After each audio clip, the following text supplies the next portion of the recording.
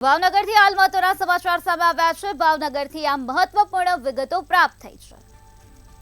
ભાવનગરમાં શાળામાં વિદ્યાર્થીનીઓ બેભાન થઈ ગઈ છે। ભાવનગરથી આ મહત્વપૂર્ણ સમાચાર સામે આવ્યા, જ્યાં ખાનગી શાળામાં વિદ્યાર્થીનીઓ અચાનક જ બેભાન થઈ ગઈ હતી અને ઢળી પડી હતી। તો 8 થી 10 જેટલી વિદ્યાર્થીનીઓ બેભાન થઈ ગઈ, જેના કારણે ચકચાર મચી ગઈ હતી। તો કાળિયાબેડ વિસ્તારની શાળાની આ ઘટના પ્રકાશમાં આવી છે, જ્યાં વિદ્યાર્થીનીઓ બેભાન થઈ ગઈ હતી। અભ્યાસ કરતી વિદ્યાર્થીનીઓ અચાનક જ બેભાન થઈ ગઈ હતી। તો 8 થી 10 જેટલી વિદ્યાર્થીનીઓ આ પ્રકારે બેભાન થઈ ગઈ, ત્યારે 108 મારફતે સારવાર અર્થે આ વિદ્યાર્થીનીઓને હોસ્પિટલ ખસેડવામાં આવી છે। વીજ પુરવઠો ખોરવાતા ગભરામણ થયાની આશંકા હાલ વ્યક્ત કરવામાં આવી રહી છે। તો પરિવારજનો પણ હોસ્પિટલ ખાતે દોડી આવ્યા હતા।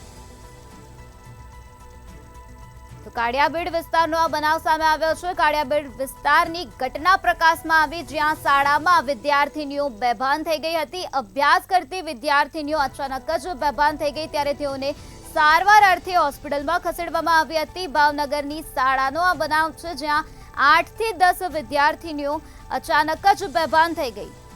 તો વીજ પુરવઠો ખોરવાતા ગભરામણના કારણે આ પ્રકારની ઘટનાનું નિર્માણ થયું તેવી આશંકા હાલ વ્યક્ત કરવામાં આવી રહી છે। 8 થી 10 જેટલી વિદ્યાર્થીનીઓ બેભાન થઈ ગઈ, ત્યારે તેઓને 108 મારફતે હોસ્પિટલમાં ખસેડવામાં આવ્યા હતા। સારવાર હેઠળ તેઓને હોસ્પિટલમાં ખસેડવામાં આવ્યા હતા, જ્યાં પરિવારજનો પણ દોડી આવ્યા હતા। તો અભ્યાસ કરતી વિદ્યાર્થીનીઓ અચાનક જ બેભાન થઈને ઢળી પડી હતી, ત્યારે 108 મારફતે તેઓને સારવાર અર્થે હોસ્પિટલમાં ખસેડવામાં આવી હતી। તો આ જ મુદ્દે વધુ માહિતી આપવા માટે આપણી સાથે સંવાદદાતા હિરેન ચૌહાણ જોડાઈ ગયા છે। હિરેન, ભાવનગરની શાળામાં વિદ્યાર્થીનીઓ અચાનક બેભાન થઈ ગઈ હતી। 8 થી 10 વિદ્યાર્થીનીઓ સાથે આ પ્રકારનો બનાવ બન્યો હતો। આ સમગ્ર મામલો શું છે?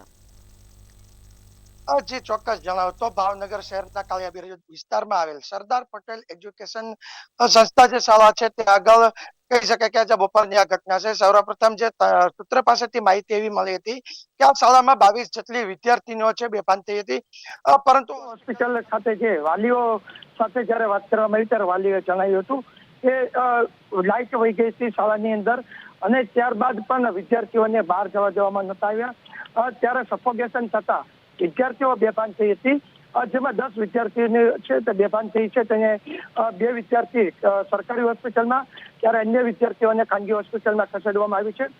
વાલીઓ દ્વારા કહેવામાં આવ્યું હતું કે સંસ્થા દ્વારા આટલી મસમોટી ફી લેવામાં આવે છે, તેમ છતાં પણ જનરેટરની સુવિધા ન હોવાથી આ ઘટના બની છે। સાથે જયારે સંચાલકોની જયારે સાથે વાતચીત કરી ત્યારે સંચાલકોએ એવું જણાવ્યું હતું કે બપોરે જયારે સવારે 9 વાગ્યા આસપાસ શાળામાં લાઇટ ગઈ હતી ને અંદાજે 2 થી 3 કલાક લાઇટ જવાનો બનાવ બન્યો હતો, અને જેની સાથે કહી શકાય કે આ જે ઘટના છે તે આવી હતી, જેમાં 2 વિદ્યાર્થીઓ બેભાન થઈ હતી અને વિદ્યાર્થીઓને હોસ્પિટલ ખસેડવામાં આવ્યો હતો। પરંતુ હાલ તો ઘટનાને લઈને એસડીએમ અને મામલતદાર સહિતનો કાફલો છે સ્કૂલે પહોંચ્યો છે અને તપાસ હાથ ધરી છે। તપાસમાં બહાર આવશે કે કેટલી વિદ્યાર્થીઓ બેભાન થઈ હતી અને ખરેખર કયું કારણ હતું બેભાન થવાનું।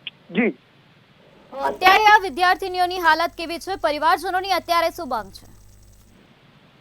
જી ચોક્કસ, અત્યારે વિદ્યાર્થીઓ છે તે સારવાર હેઠળ છે। હજી પણ વિદ્યાર્થીઓ બેભાન છે। વિદ્યાર્થીઓને ડોક્ટર દ્વારા સારવાર આપવામાં આવી રહી છે।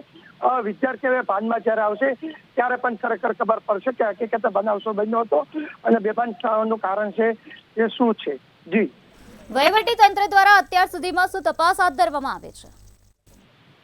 જી ચોક્કસ, વહીવટી તંત્ર દ્વારા એસડીએમ જે જળકાક્ષ છે તે પણ સ્કૂલની મુલાકાતે આવી પહોંચ્યા હતા। સાથે મામલતદાર પણ સ્કૂલની મુલાકાતે આવી ગયા છે, અને સ્કૂલની અંદર જે પ્રિન્સિપાલ છે, જે શિક્ષકો છે તેના નિવેદન લેવામાં આવી રહ્યા છે। સાથે જ વહીવટી તંત્રની એક ટીમ દ્વારા વાલીઓની સાથે પણ વાતચીત કરીને તેમના નિવેદન લેવામાં આવે છે। પરંતુ વિદ્યાર્થીનીઓ છે કે જયારે ભાનમાં આવશે ત્યારે તેમનું પણ નિવેદન લેવામાં આવશે ખરેખર ઘટના શું બની હતી, અને લાઇટ જવા બાદ વિદ્યાર્થીઓને શા માટે સ્કૂલની બહાર લાવવામાં નથી આવ્યા, તેમજ સ્કૂલની અંદર જનરેટરની સુવિધા પણ નથી તે પણ સામે આવ્યું છે। ત્યારે હવે વહીવટી તંત્ર શું પગલાં લેશે, અને જે જનરેટરની સુવિધા સ્કૂલની અંદર નથી તેને લઈને વહીવટી તંત્ર સ્કૂલ વિરુદ્ધમાં કોઈ પગલાં લેવામાં આવશે કે નહીં તે પણ જોવાનું રહ્યું। જી, સમગ્ર માહિતી આપવા બદલ આભાર।